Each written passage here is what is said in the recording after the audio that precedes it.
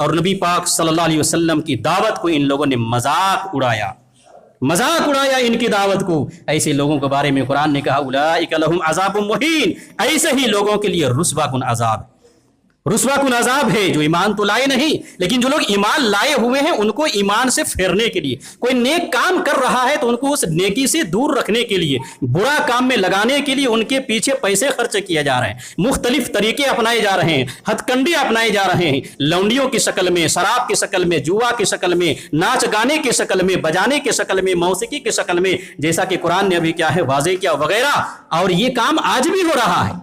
بہت سارے لوگ اپنے پیسے کے ذریعے سے لوگوں کی ایمان کو خرید رہے ہیں اور ان چیزوں میں کیا ہے ان کو پھنسا رہے ہیں. کوئی اپنا پیسہ دے کر جوا کھلاتا ہے، کوئی اپنا پیسہ دے کر شراب پلاتا ہے اہل ایمان کو، کوئی اپنا پیسہ دے کر ان کو تھیٹر، ناچ گانے بجانے کی مجلسوں میں لے جاتا ہے تاکہ ان کا ایمان ان سے ختم ہو جائے، دل کیا ہے مردہ ہو جائے، اور اس طرح سے ایمان اور اہل ایمان سے یہ آدمی آہستہ آہستہ نفرت کرنے لگے. کفر اور اہل کفر کیا ہے، شرک، بت پرستی، بدعت، یہ چیزیں ان کو اچھی لگنے لگیں اور اس طرح سے اپنے دین سے پھر جائیں. آج بھی یہ کام ہو رہا ہے، اس وقت بھی ہوا، ہمیشہ سے ہوا. اور یہ الحمد للہ نحمده ونستعینه ونستغفره ونعوذ باللہ من شرور انفسنا ومن سیئات اعمالنا من يهده الله فلا مضل له ومن يضلل فلا هادي له واشهد ان لا اله الا الله وحده لا شريك له واشهد ان محمدا عبده ورسوله اما بعد فإن خير الحديث كتاب الله وخير الهدي هدي محمد صلى الله عليه وسلم وشر الأمور محدثاتها وكل محدثة بدعة وكل بدعة ضلالة وكل ضلالة في النار. أعوذ بالله من الشيطان الرجيم. بسم الله الرحمن الرحيم. يا أيها الذين آمنوا اتقوا الله حق تقاته ولا تموتن إلا وأنتم مسلمون. يا أيها الناس اتقوا ربكم الذي خلقكم من نفس واحدة وخلق منها زوجها وبث منهما رجالا كثيرا ونساء واتقوا الله الذي تساءلون به والأرحام إن الله كان عليكم رقيبا. يا أيها الذين آمنوا اتقوا الله وقولوا قولا سديدا يصلح لكم أعمالكم ويغفر لكم ذنوبكم ومن يطع الله ورسوله فقد فاز فوزا عظيما. بسم الله الرحمن الرحيم. يا أيها المدثر قم فأنذر وربك فكبر وثيابك فطهر والرجز فاهجر. رب اشرح لي صدري ويسر لي امري واحلل عقدة من لساني يفقهوا قولي. رب زدني علما رب زدني علما رب زدني علما. تمام قسم کی تعریفات وحدہ لا شریک خالق کائنات مالک ارض و سما کے لیے ہیں، اور لاکھوں کروڑوں درود و سلام ہوں اس ہستی اقدس و مقدس پر جن کا نام نامی اسم گرامی محمد اکرم صلی اللہ علیہ وسلم ہے. وہ ذاتی مقدسہ مبارکہ مطہرہ کہ رب العزت نے جنہیں رحمت کائنات بنا کر بھیجا اور جن کے ذریعے اہل کائنات کی ہدایت اور ان کی رہبری کا بندوبست فرمایا. محمد الرسول اللہ صلی اللہ علیہ وسلم اس دنیا میں اللہ کے آخری نبی، آخری رسول بنا کر مبعوث کیے گئے، جنہوں نے دنیائی انسانیت کے سامنے ایک مکمل نظام زندگی اور ایک مکمل نظام حیات پیش کیا ہے. قرآن نے اسے اسلام سے تعبیر کیا ہے، ان الدین عند اللہ الاسلام، کہ اللہ تعالیٰ کے نزدیک دین صرف اسلام ہے، اور اسلام کے علاوہ جو بھی دین اور مذہب اس دنیا میں پایا جاتا ہے اللہ رب العالمین کی نظر میں اسے کوئی حیثیت اور درجہ حاصل نہیں ہے. محمد الرسول اللہ صلی اللہ علیہ وسلم کی نبی بننے کے بعد اب تمام انسانوں کے لیے ضروری ہے اور تمام جنوں کے لیے بھی ضروری ہے کہ ان کے اوپر ایمان لائے، ان کی لائی ہوئی شریعت پر ایمان لائے، اور جناب محمد الرسول اللہ صلی اللہ علیہ وسلم کو زندگی کے ہر شعبے میں، ہر موڑ میں، ہر چیز میں اسوہ، نمونہ اور آئیڈیل بنائے. تو جو شخص اس انداز میں اپنی زندگی کو گزارے گا ان کے لیے دنیا اور آخرت میں کامیابی ہے، اور جو شخص اس سے ہٹ کر زندگی گزارے گا ان کے لیے دنیا اور آخرت میں ناکامی ہے، نامرادی ہے، ہلاکت و بربادی ہے۔ قرآن کریم سے جو آیت پڑھی گئی ہے انشاءاللہ تعالی اسی کے ضمن میں گفتگو ہوگی۔ پچھلے کئی خطبوں سے یہ بتایا جا رہا ہے پچھلی قوموں کی ہلاکت کا سبب کیا رہا ہے، قومیں ہلاک کیوں ہوئی ہیں، اس کے تعلق سے بتایا گیا ہے۔ انشاءاللہ تعالی آج کے خطبے میں یہ بیان کرنے کی کوشش کی جائے گی کہ جناب محمد الرسول اللہ صلی اللہ علیہ وسلم کو اللہ رب العالمین نے جب مکہ کی سرزمین میں نبی بنا کر بھیجا تو اس کے بعد ان کی قوم کے لوگوں نے ان کے ساتھ کیا سلوک کیا۔ جناب محمد الرسول اللہ صلی اللہ علیہ وسلم نے جب اپنی دعوت کا آغاز کیا، ایک اللہ کی طرف لوگوں کو بلایا، توحید کا اعلان کیا مکہ کی سرزمین سے، تو اہل مکہ نے آپ کے ساتھ کیا برتاؤ کیا اور آپ کی دعوت کو روکنے کے لیے کیسی کیسی کوششیں کی ہیں اور کیسی کیسی تدبیریں کی ہیں اور کیسی کیسی سازشیں کی ہیں، انشاءاللہ تعالی آج کے خطبے میں بیان کرنے کی کوشش کی جائے گی۔ سب سے پہلے جب پہلی وحی نازل ہوئی، سورہ علق کی 5 آیتیں، اقرأ بسم ربک الذی خلق، اقرأ وربک الاکرم الذی علم بالقلم، اقرأ بسم ربک الذی خلق، پڑھیے اپنے اس رب کے نام سے جس نے پیدا کیا ہے۔ اس وحی کے نزول کے بعد اللہ کے رسول صلی اللہ علیہ وسلم چونکہ گھبرا گئے، پتہ نہیں چلا کیا چیز ہے نہیں ہے، پھر حضرت خدیجہ رضی اللہ تعالی عنہا نے اپنے چچیرے بھائی ورقہ ابن نوفل کے پاس لے کر گئیں۔ ورقہ ابن نوفل اس وقت ایک بزرگ آدمی تھے مکہ کی سرزمین میں اور نصرانی مذہب کے ماننے والے تھے، پڑھے لکھے تھے، عبرانی زبان میں اپنے مذہبی کتاب کو پڑھنا جانتے تھے وغیرہ۔ بہرحال اپنے مذہب کے ایک بڑے عالم تھے ورقہ ابن نوفل، بزرگ آدمی تھے، ان کے پاس لے کر گئے اور اللہ کے رسول صلی اللہ علیہ وسلم کے بارے میں خدیجہ رضی اللہ تعالی عنہا نے بتلایا کہ دیکھیے ان کے ساتھ ایسا اور ایسا ہوا ہے، کیا بات ہے نہیں ہے۔ انہوں نے دیکھا اور دیکھنے کے بعد ساری چیزوں کو کیا ہے سننے کے بعد، بیانات کو سننے کے بعد، جانچنے پڑتالنے کے بعد انہوں نے کہا کہ یہ اس امت کے نبی ہیں، یہ وہی ناموس ہے۔ جبریل کے بارے میں کہا کہ یہ وہی ناموس ہے، وہی فرشتہ ہے جو ان سے پہلے حضرت موسیٰ علیہ السلام پر آیا کرتے تھے، وہی ہیں جو ان پر وحی لے کر آئے ہوئے ہیں، یہ اس امت کے نبی ہیں۔ اور جب یہ اپنی دعوت کا آغاز کریں گے، ان کی قوم کے لوگ ان کو یہاں سے نکال دیں گے، ان کی دشمن بن جائیں گے۔ کاش کہ میں اس وقت زندہ ہوتا تو میں ان کی مدد کرتا۔ تو اللہ کے رسول صلی اللہ علیہ وسلم نے کہا کہ مجھے میری قوم کے لوگ نکال دیں گے وغیرہ، تو کہا کہ ہاں سارے نبیوں کے ساتھ ایسا ہی ہوا ہے۔ بہرحال انہوں نے کیا ہے خوشخبری دی، ایک پیشین گوئی کی کہ یہ اس امت کے نبی ہیں، یہ سب علامتیں ہیں۔ اس کے بعد لے کر آ گئے۔ اس کے بعد کچھ دنوں تک وحی کا سلسلہ رک گیا، وحی نہیں آئی، اللہ کے رسول صلی اللہ علیہ وسلم پریشان ہیں۔ بہرحال پھر اس کے بعد کچھ دنوں کے بعد جبریل علیہ السلام پھر کیا ہے دوبارہ آئے۔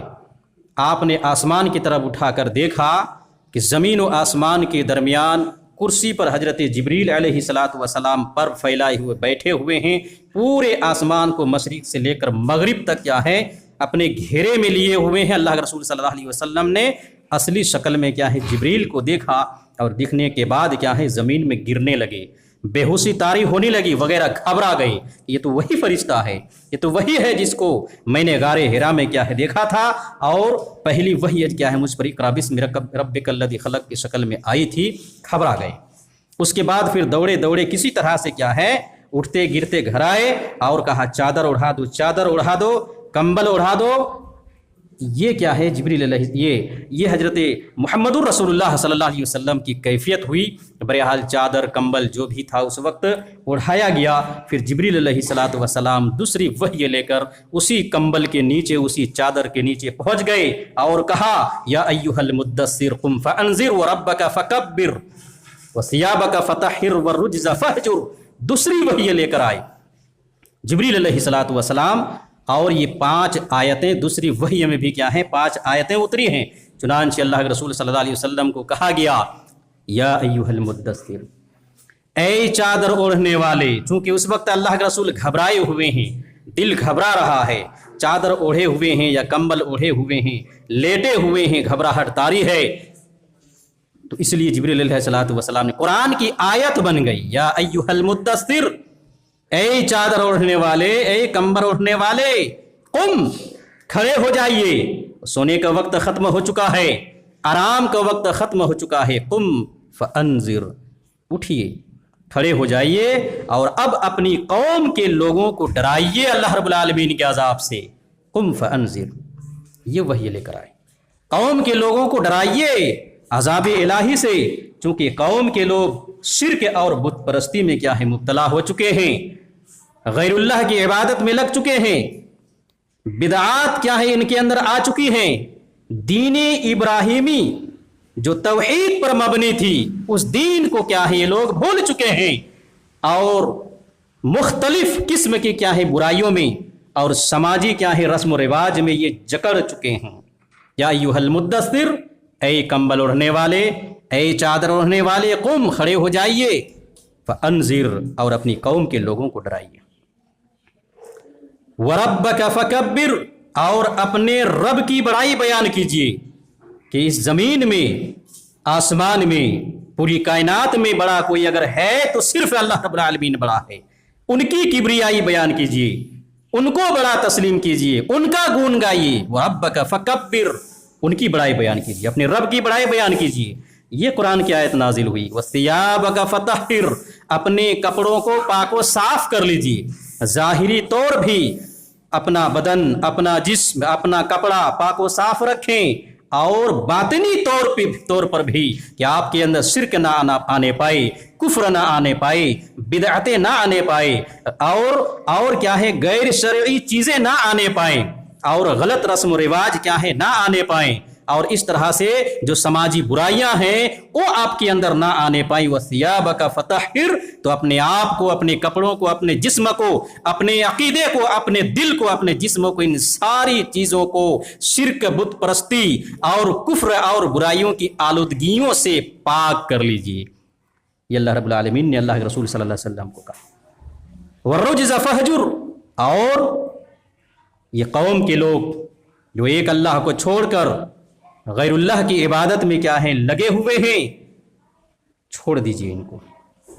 وَالرُّجْزَ فَاهْجُرْ، یعنی بت پرستی کو، غیر اللہ کی عبادت کو، اس کو چھوڑیے اور ایک اللہ کی عبادت میں کیا ہیں لگ جائیے.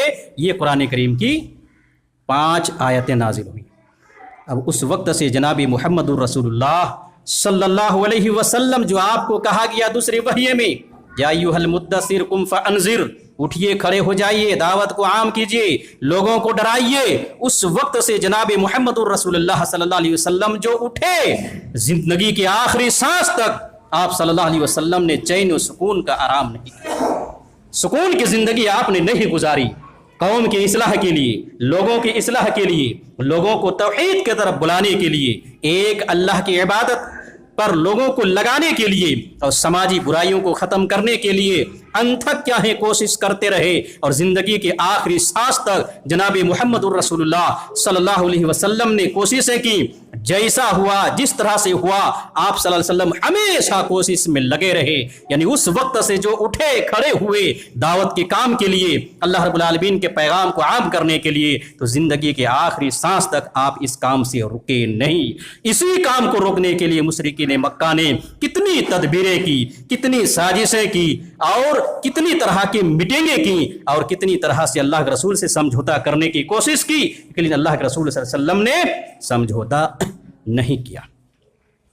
کسی بات پر سمجھوتا نہیں کیا کہ دعوت الہی، دعوت اللہ، توحید کی طرف لوگوں کو بلانا، ایک اللہ کی عبادت کرنا اور برائیوں سے اپنے آپ کو روک لینا، شرک سے روک لینا، کفر سے روک لینا، بدعتوں سے روک لینا، یہ کیا ہے ضروری ہے.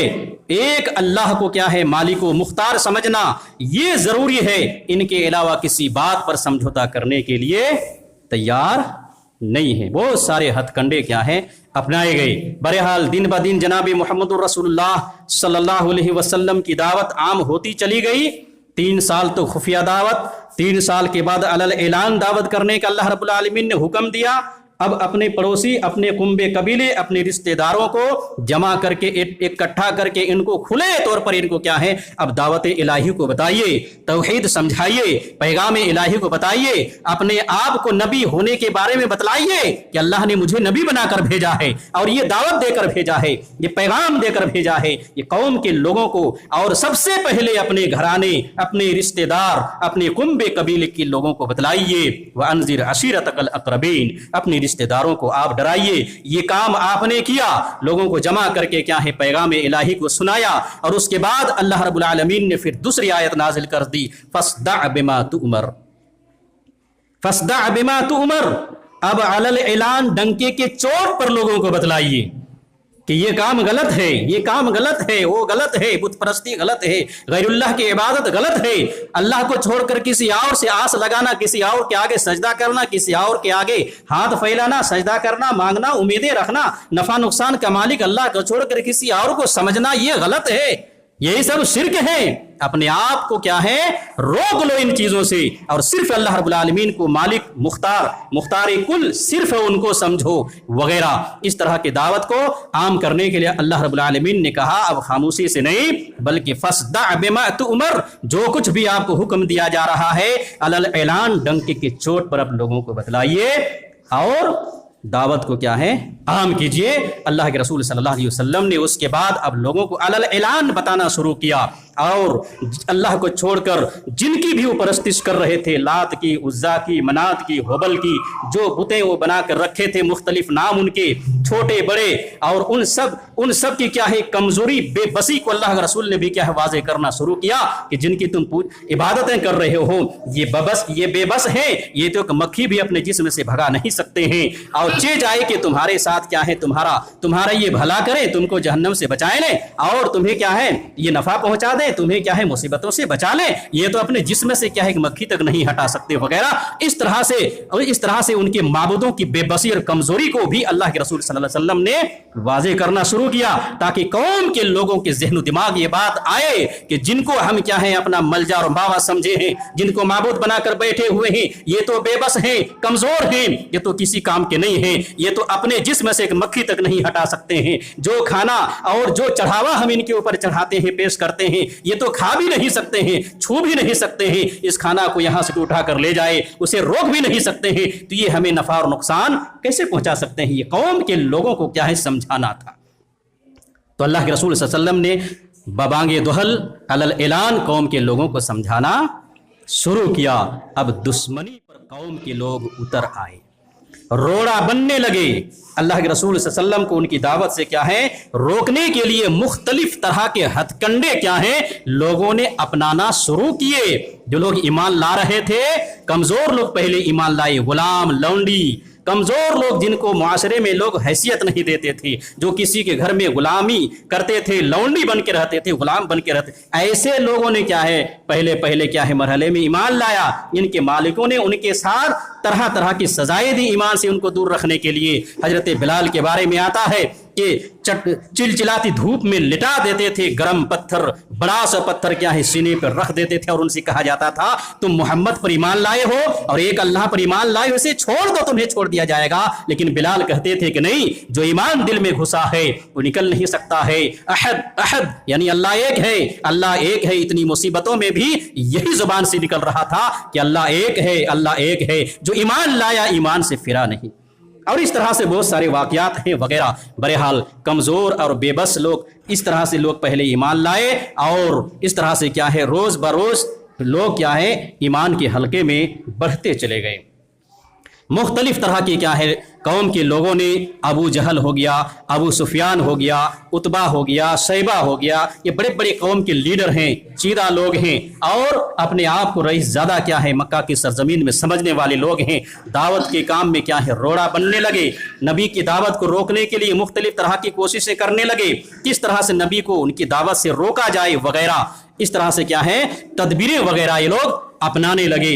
यहां तक कि जब इन लोगों को ये मालूम हो जाता کہ کوئی آدمی مسلمان بننے والا ہے، بننے جا رہا ہے، نبی محمد رسول اللہ کے بعد سے متاثر ہو چلا ہے، اسلام قبول کر لیا ہے، جب معلوم ہو جاتا تو کیا کرتے لوگ؟ ان کے پیچھے اپنی ایک لونڈی کو لگا دیتے کہ جاؤ اور ان کے پاس جا کر کیا ہے ان کو مست کرو، اپنے گانا سے بجانا سے ان کو شراب پلاؤ، ناچو گاؤ ان کے سامنے، اور اس طرح سے کیا ہے ان کو مدہوش کر دو، یہاں تک کہ وہ اپنے دین اسلام سے پھر جائیں اور اسی باپ دادا کفر اور الحاد اور شرک والے دین میں کیا ہے پلٹ آئیں۔ لونڈیوں کو ان کے پیچھے لگا دیتے تھے اس کام کے لیے، قرآن نے بتلایا، اور اس کام کے لیے نضر ابن حارث یہ کافر بدبخت تھا، یہ اپنی لونڈیاں کیا ہے ایسے مسلمانوں کے پاس بھیجتا تھا، یہی حکم دے کر جال میں پھنسانے کے لیے کہ جاؤ اور اس طرح سے فلاں آدمی مسلمان ہو چکا ہے، ایمان لا چکا ہے، ان کو ان کے ایمان سے پھیر دو۔ کیسے پھیرو گے؟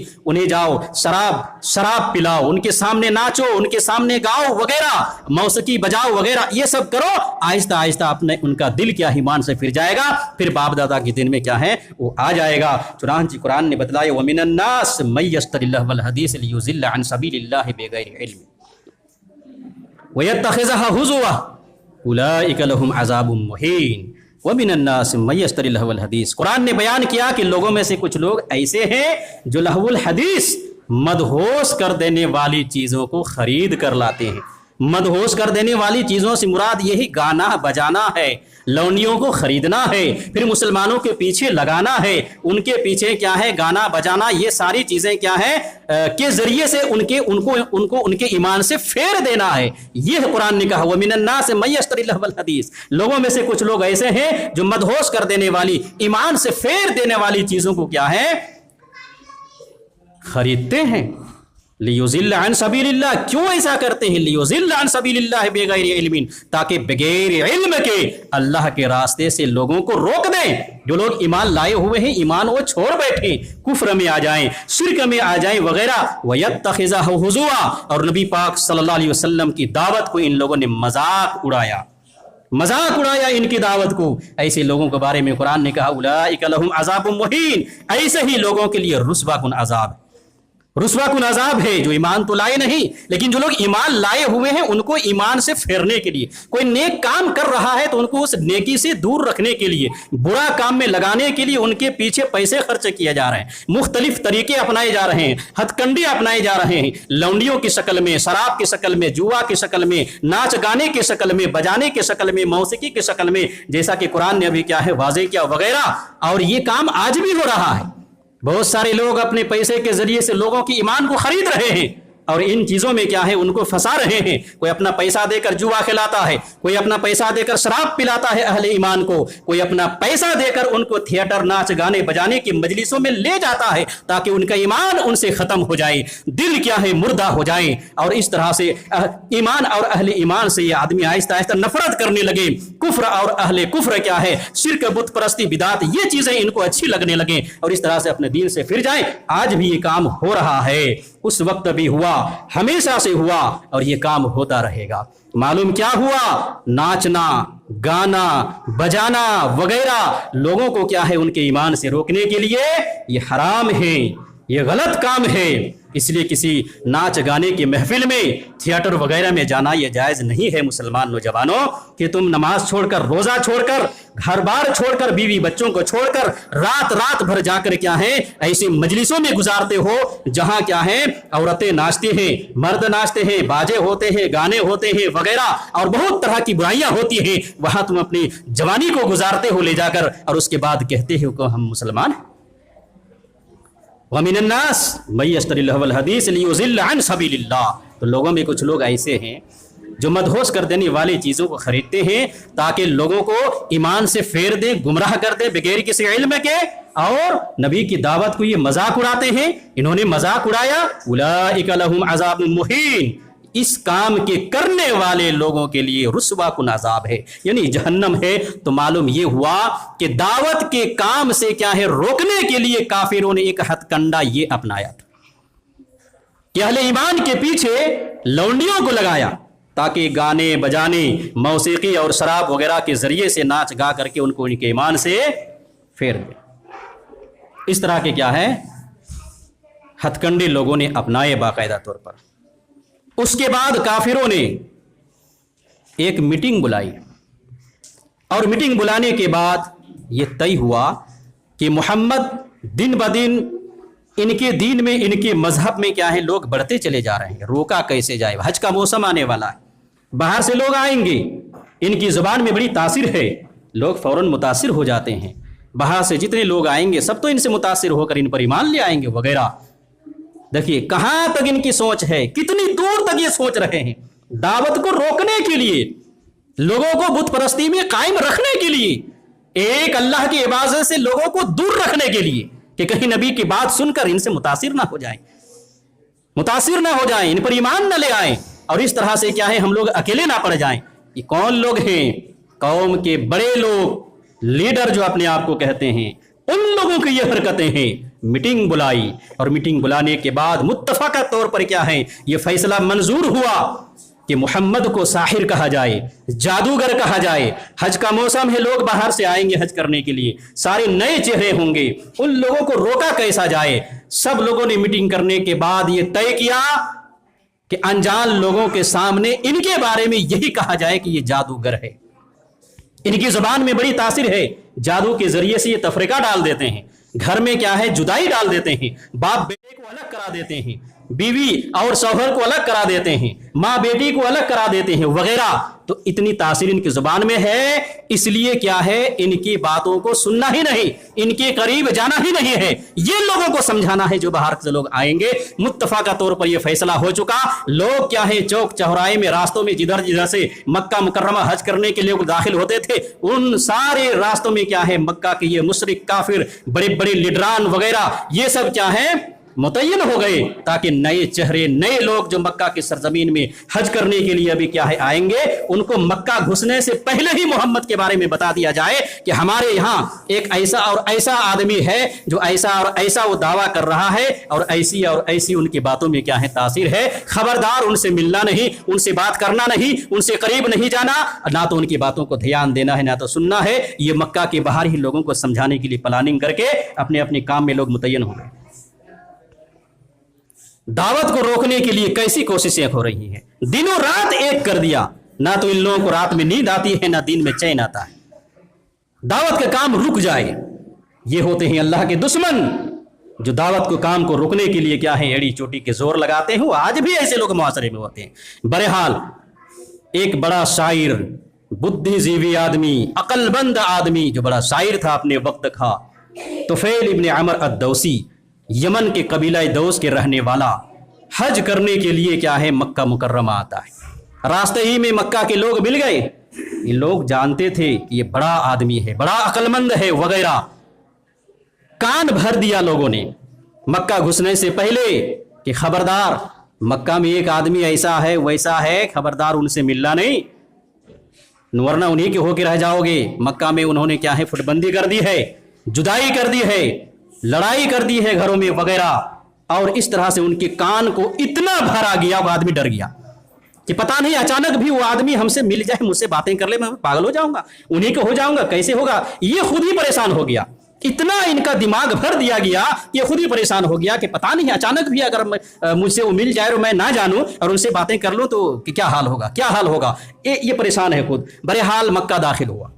दाखिल होने के बाद अब ये ज़हन दिमाग में बैठा, हज क्या करेगा वो, ज़हन दिमाग में ये बैठा हुआ है वो आदमी कहाँ है, क्या मिल जाए ना मिल जाए, अचानक मिल जाए वगैरह। बहरहाल फिर बैठ सोचता है वो आदमी, अपने आप में तन्हाई में सोचता है कि मैं इतना बड़ा शायर हूँ, इतना बड़ा अक्लमंद आदमी हूँ, सही गलत का फैसला करता हूँ, मुआशरे में लोग मुझे इज्जत देते हैं, चोटी का आदमी हूँ, तो क्या मैं एक आदमी को देखकर ये नहीं फैसला कर सकता कि ये आदमी क्या कह रहा है, सही कह रहा है गलत कह रहा है, उनकी बातों को मैं फैसला नहीं कर सकता। इतना बड़ा शायर, इतने बड़े बड़े क्या है कलाम में बनाता हूँ वगैरह, शायरी करता हूँ, और ऊंचे दिमाग का आदमी खुद सोच रहा है, ज़हनो दिमाग किसी से बोल नहीं रहा है, अपने आप में सोच रहा है कि क्या मैं इनकी बातों को मैं सुनकर क्या मैं ये डिसीजन नहीं ले सकता, फैसला नहीं ले सकता कि ये आदमी कह क्या रहा है, इनकी बात सही है कि गलत है, ये आदमी सही है कि गलत है, क्या मैं फैसला लेने के काबिल नहीं हूं।